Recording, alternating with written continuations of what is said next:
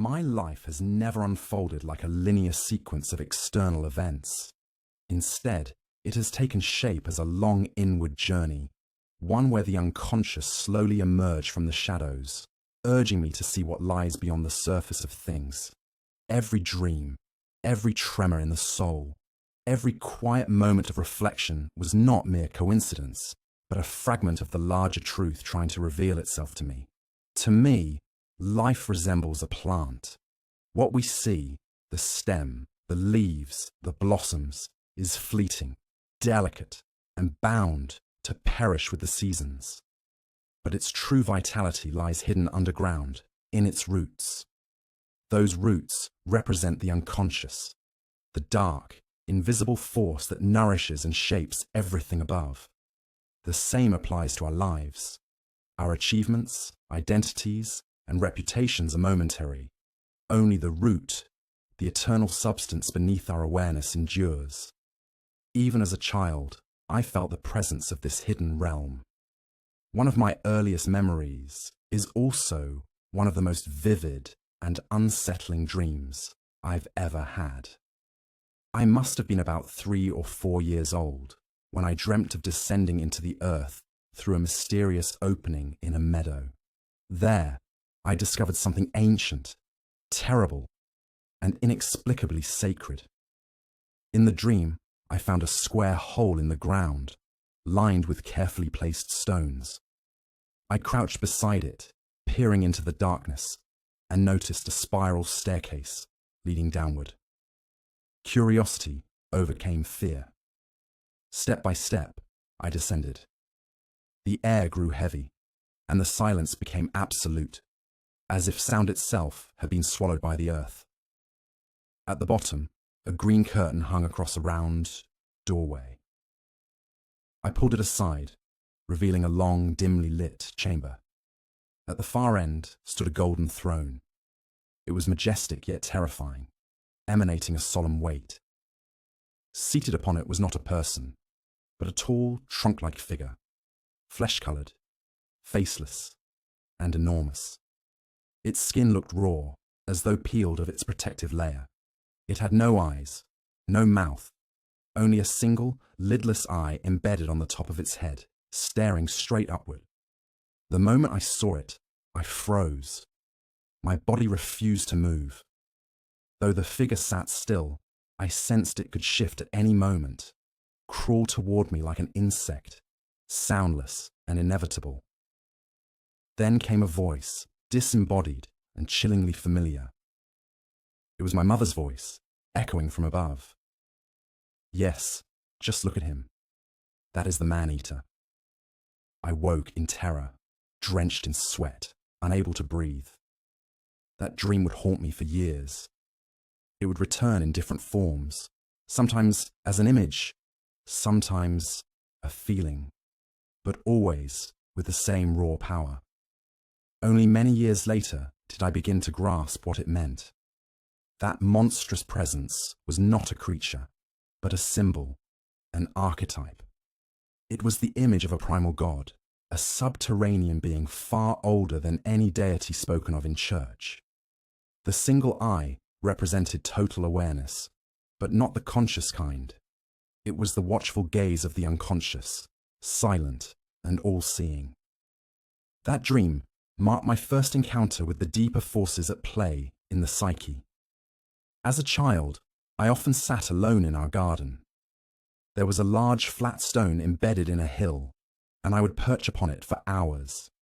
It became my companion, my altar, my mirror. I began to wonder, am I the one sitting on this stone, or am I the stone being sat upon? The thought would circle endlessly in my young mind.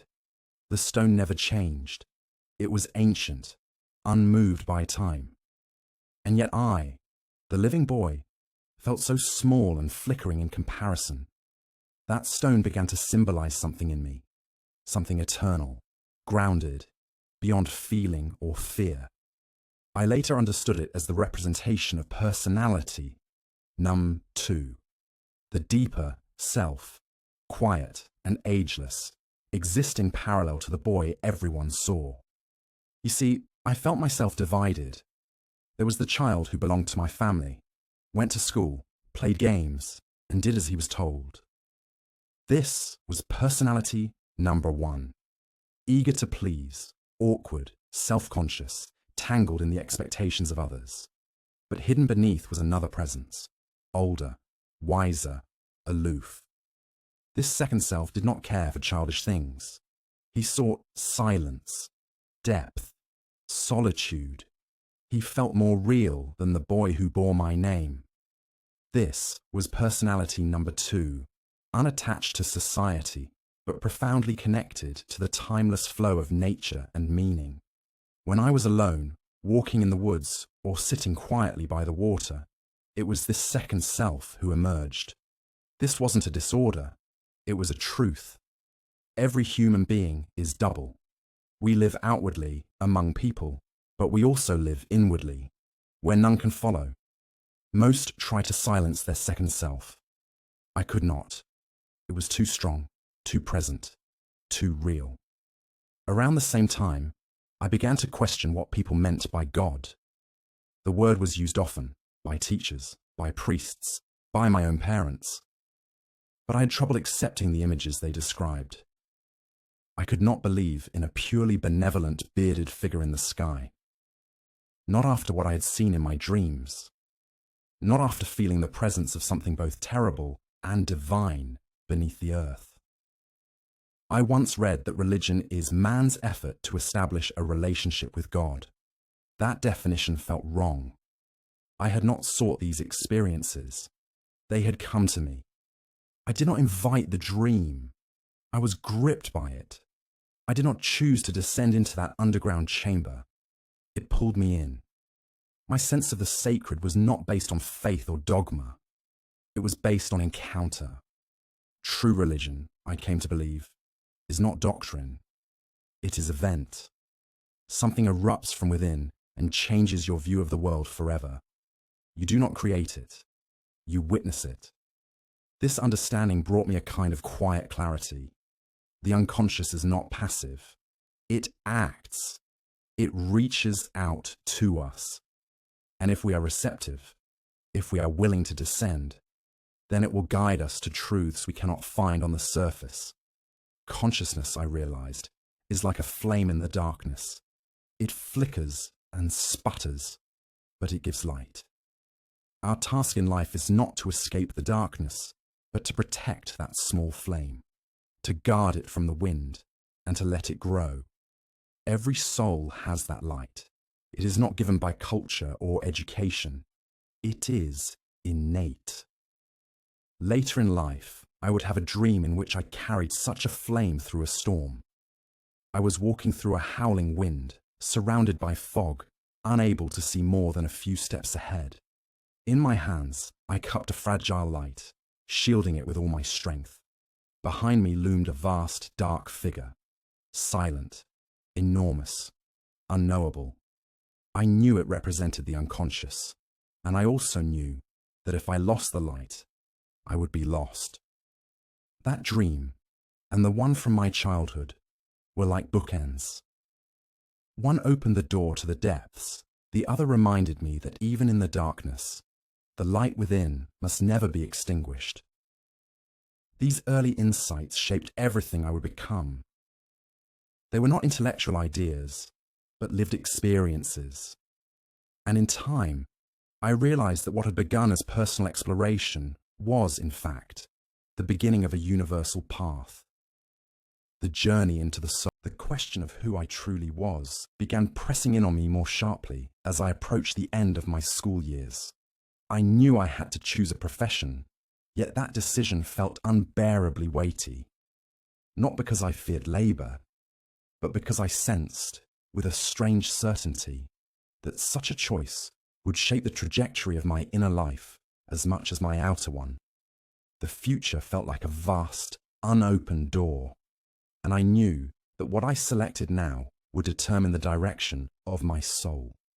I found myself deeply torn. On one hand, I was drawn to the natural sciences, fields that grounded their truth in observable fact, empirical logic, and the comfort of systematic knowledge. I liked the rigor of biology, the elegant order of chemistry, and the sense of purpose that came with mastering the mechanics of the physical world. But there was another pull, quieter, but no less persistent. I was equally captivated by history, philosophy, and especially by ancient civilizations.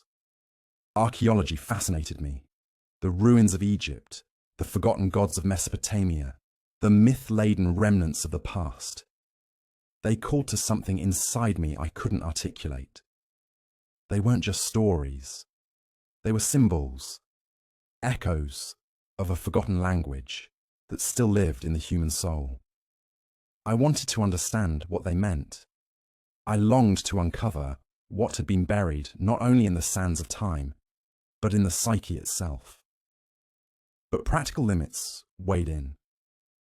I came from a modest background, and archaeology, despite its allure, was not a viable career.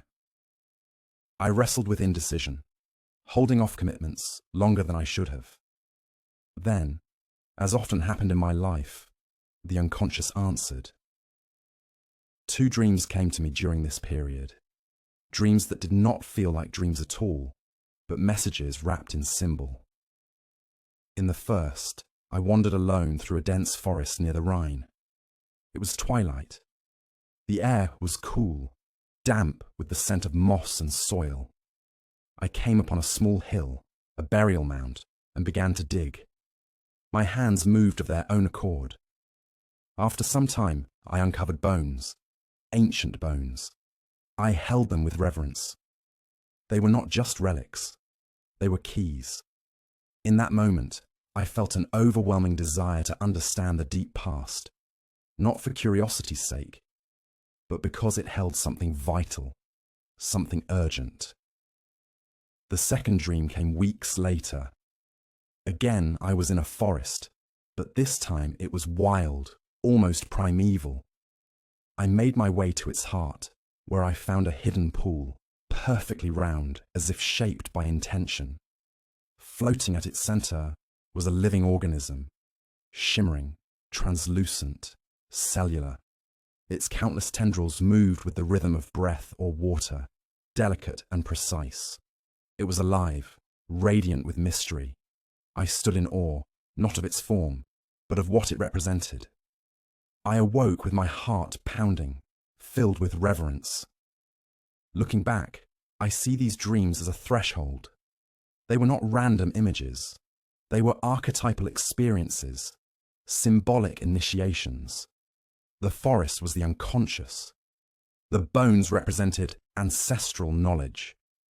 The living organism in the pool was the self, unformed yet whole, unknowable yet unmistakably present. I realized then that I could not simply pursue knowledge for knowledge's sake. I needed to study life, not only in its visible expressions, but in its hidden truths. And so the idea came to me. Medicine. Medicine was not just science. It was the meeting ground between the body and the soul, between measurable process and immeasurable experience. And within medicine, I soon discovered psychiatry, a field that would soon become the stage for my entire life's work. I remember the moment clearly. I picked up a psychiatry textbook almost by accident. One sentence struck me. Psychoses were described as diseases of personality. My entire body reacted. I felt flushed, breathless, as if lightning had struck the core of my being. That phrase opened a door. I realized that psychiatry was not merely about curing disorders. It was about understanding what it meant to be human. Here was a realm where dreams mattered, where symbols had weight, where the spirit and the mind intertwined. In that moment, 2 inner rivers, reason and mystery, merged.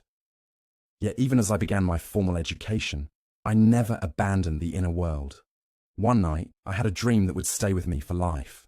I was walking through a fog-covered land. The wind howled. In my hands, I cupped a tiny flame, guarding it from the cold. I knew that if this flame went out, I would be lost. As I moved forward, I turned and saw a vast black figure silently pursuing me through the fog. I could not see its face, only its shadow. It never spoke, but I felt its presence in every footstep. I understood this dream intuitively. The flame was consciousness, fragile, flickering, but essential. And the dark figure was the unconscious, always following, always near. My task was not to escape it, but to protect the flame while acknowledging its source. This dream became my compass. In my psychiatric work, one question began to haunt me. What truly happens inside a person who is mentally ill? The prevailing view at the time was purely biological. Chemical imbalances, misfiring neurons, flawed behavior. But I couldn't accept that explanation. I believed there was more. To me, every patient held a hidden story, a myth they were unconsciously living. Often, that myth was broken. Sometimes it was inherited. Other times it was self-created. But always, it held the key to their suffering. The task of therapy was not merely to fix symptoms. It was to uncover that story and help them reauthor it. One patient changed everything for me. She was 18, from a well-educated family. At 15, she had been violated, first by her brother, then by a classmate. She withdrew. By 17, she stopped speaking. She refused food. She was diagnosed as catatonic. Others had given up on her. Over weeks and months, I sat with her. I did not push. I waited. Then, one day, she spoke. She told me she had been living on the moon. In that world, she said, there was no pain, no judgment. It was cold, yes, but peaceful. The moon was quiet. It had given her what Earth had taken, a sense of safety, of space, of belonging. There, she had met a winged being, half demon, half angel, who guided her through a luminous landscape where sorrow could not reach. She told me that speaking to me meant betraying the moon, but she also said she wanted to come back. She wanted to live again. Eventually, she returned to life. She married. She thrived. But her story transformed me. I no longer saw psychosis as mere breakdown. I saw it as a migration, a retreat from unbearable reality into a symbolic world. That world had its own logic, its own structure. It was not irrational. It was archetypal. That case taught me that therapy is not about restoring someone to normal. It is about helping them return from exile with what they have seen. From then on, I began to ask a new question. What myth is this person living? Not what diagnosis they fit, not what label they carry, but what ancient pattern are they caught inside? Are they trapped in a descent story? Are they awaiting rebirth? Are they resisting transformation? I came to believe that we do not simply experience neurosis. We live out symbols we do not yet understand. True therapy, I discovered, is not about erasing pain. It is about meeting it fully, with compassion, and without fear. Healing is not the return to who we were, but the birth of who we are meant to become. And so I began to live that principle myself. I did not walk away from the moon. I learned to speak with it. I listened to its silence, translated its images, and built a bridge between its cold brilliance and the warmth of earthly life. That bridge would become, after my break with Freud, a period of intense inner turmoil began. Outwardly, my life seemed calm. I continued my work, saw patients, fulfilled my duties as a husband and father. I maintained the appearance of stability, but within me, a storm was silently building, an interior earthquake threatening to shake apart the ground I'd once stood upon so confidently. There were moments when I felt I was standing on the brink of a vast, bottomless abyss. The psychic pressure was immense, so strong I feared I might lose my grip on sanity.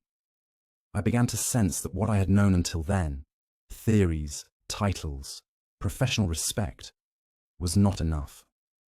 Something deeper was calling, and something within me, perhaps the self itself, whispered, "Do not turn away." So I surrendered, not to madness, but to the mystery. I resolved to follow the current of the unconscious wherever it might lead. If a dream came, I wrote it. If an image arose, I painted it. If a thought, no matter how strange, insisted on being heard, I gave it space to speak. I was not creating, I was uncovering.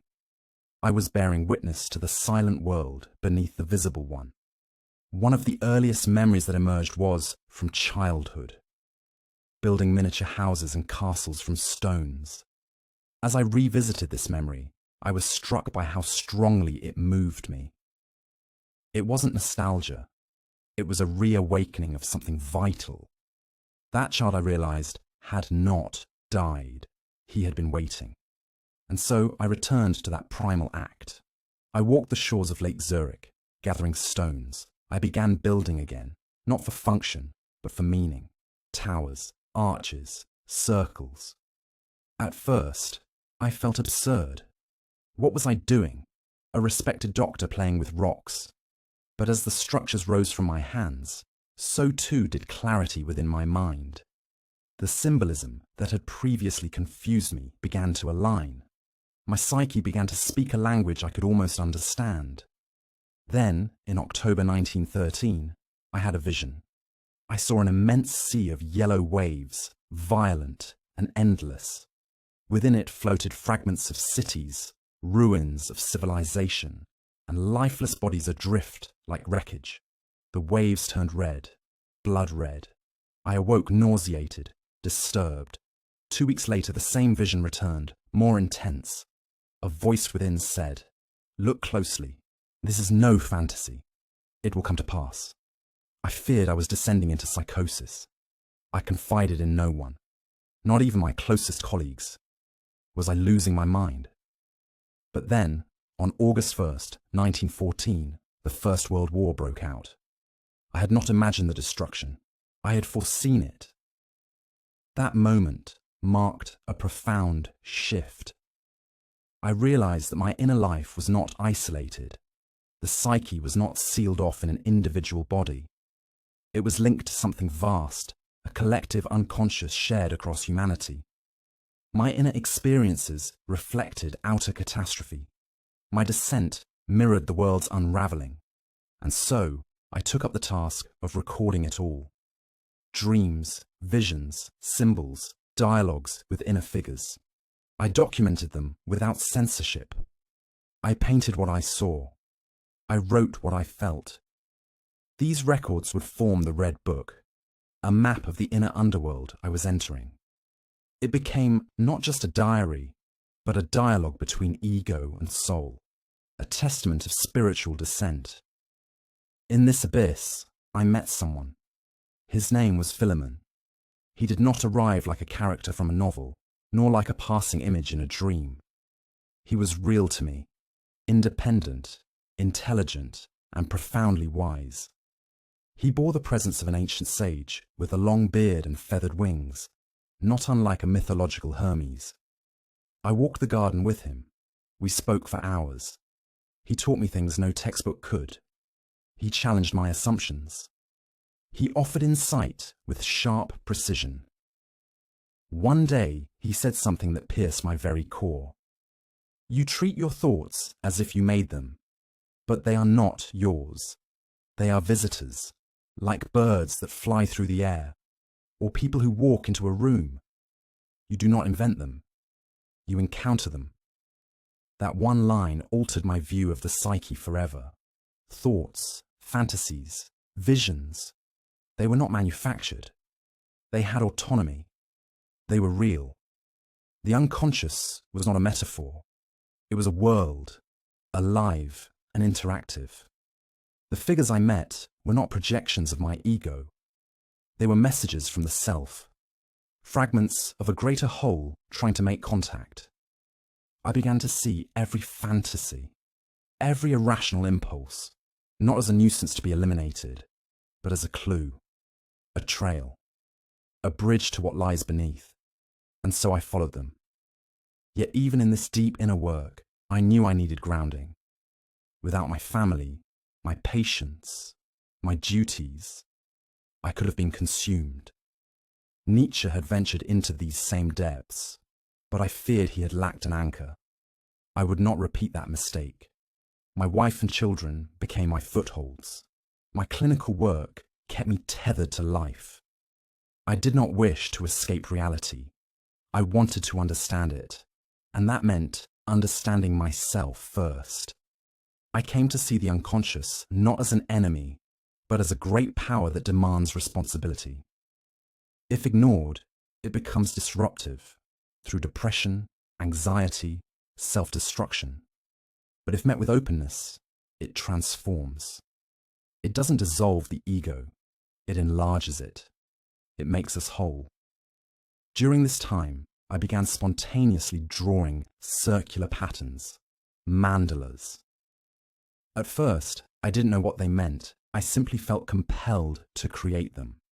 They would often follow a dream or intense vision, each one unique, yet all radiating from a center. I realized they were psychic diagrams, geometries of the soul.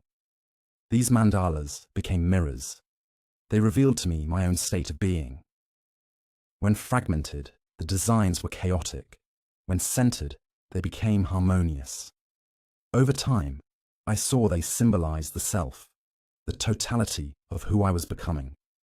The mandala was not an invention, it was a revelation. It showed me that deep within us lies a center that holds together all opposing forces. Light and shadow, masculine and feminine, conscious and unconscious, all could find union there. The mandala was not just art, it was medicine. It healed by showing me myself. In these years, I lived what I now see as the most essential phase of my life. Everything afterward, my writings, my lectures, my theories, was shaped by what I discovered during that descent. I did not learn these things from books. I learned them from dreams, symbols, silence, and suffering. It was then that I encountered alchemy. At first I was only curious. I saw it as a quaint chapter of medieval science. But as I studied the alchemical texts, their symbols and metaphors, I was stunned. The alchemists were speaking in code, yes, but a code I recognized. Their language mirrored what I had been living. They wrote of the prima materia, the raw substance of the soul. They described nigredo, the blackening, a phase of chaos and dismemberment. Then albedo, the whitening, illumination, purification, and finally rubedo, the reddening, the rebirth of the unified self. These were not just chemical reactions, they were psychic transformations. The opus, or great work, of the alchemists was the journey of individuation, the very process I had stumbled into. They sought to unite opposites, to create the lapis philosophorum, the philosopher's stone. I came to see the stone as a symbol of wholeness, the self made conscious. Alchemy gave me language, it gave me lineage. I saw that what I had lived was not unique. Others, centuries before me, had entered the same inner fire. They just called it by different names. From Hermes Trismegistus to Paracelsus, these were my kin. Not by blood, but by soul. Their drawings, their prayers, their experiments, all mirrored my own psychic struggles. I was not alone. I realized then that my life had not unfolded randomly. It had followed a pattern, an archetypal rhythm. The break with Freud, the descent into the unconscious, the encounter with Philemon, the emergence of the mandala, the resonance with alchemy. These were not accidents. They were stations on a map, milestones in a journey that many before me had also walked. In time, I understood. My descent was not a detour. It was the path. And everything I had lived, every dream, every image, every moment of despair, was not taking me away from life. It was taking me deeper in. I became increasingly absorbed in the task of confronting the deeper contents of the unconscious. The journey inward was far from over. In many ways, it had only just begun. Unlike in my earlier years, when visions overwhelmed and dreams burst through unbidden, I now approached them with greater clarity, yet they remained just as profound. It took decades before I gained any real understanding of what I had experienced. The unconscious is a vast ocean, and navigating it requires patience, humility, and a steady anchor in everyday life. What helped me most in this endeavor was the discovery of a psychological and symbolic framework hidden in the ancient science of alchemy.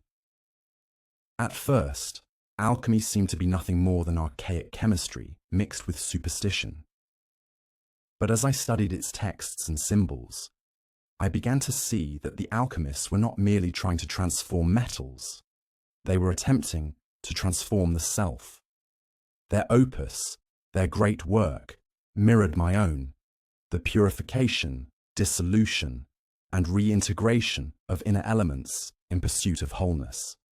They called it the union of opposites, the reconciliation of the masculine and feminine, of spirit and matter. Their strange diagrams, their mystical language, and their focus on the lapis philosophorum, the philosopher's stone, all spoke to a profound psychic reality. Alchemy gave me history. It showed me that the path I walked had been travelled before, though under different names. It connected my experience to a lineage of seekers reaching back through the centuries. Through this, I came to realize that the goal of life is not perfection, but completeness. Not the elimination of flaws, but the integration of all parts, light and dark, conscious and unconscious, known and unknown. The self, as I came to define it, was not the ego. It was the totality of the psyche, including everything the ego represses, rejects, or denies. And the process of coming into contact with the self was individuation. Around this time, I began building a physical structure that reflected this internal journey. The tower at Bollingen, nestled beside Lake Zurich, built with my own hands, it became my refuge, my mirror, and my sanctuary. In that stone house, without electricity or modern conveniences, I tended the fire myself, pumped water from the well, chopped wood, and cooked my meals. Life was stripped down to its essence, and in that simplicity, I felt most alive. There, I could hear the silence. It was in Bollingen that I wrote, reflected, and dreamed. The trees around me seemed to whisper timeless truths. The waves of the lake spoke in ancient tongues.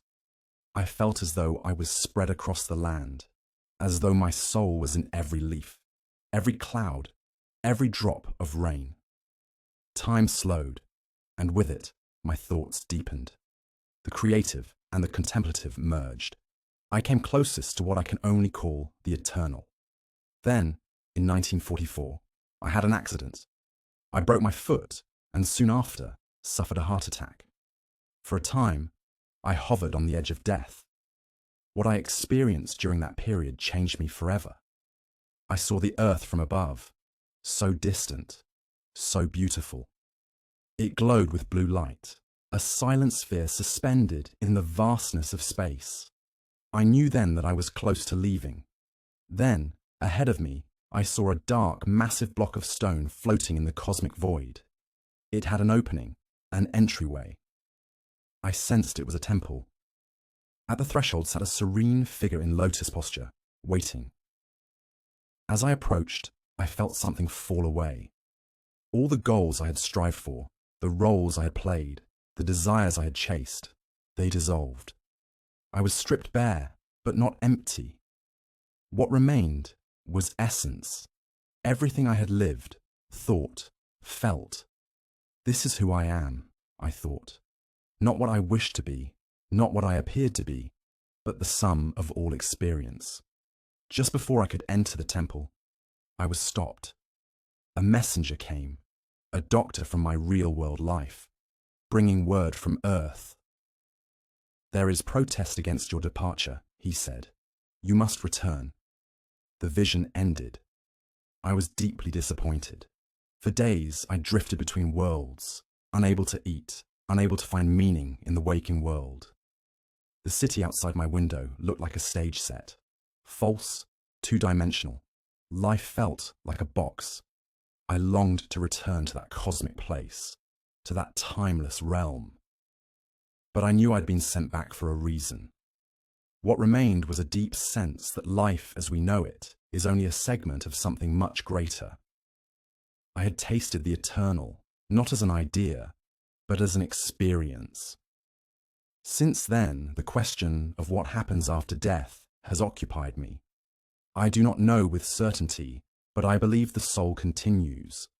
Whether individual consciousness persists or merges into something larger, I cannot say. Perhaps we return to a universal mind, a dimension beyond time and duality. I have wondered whether the psyche continues its evolution even beyond death.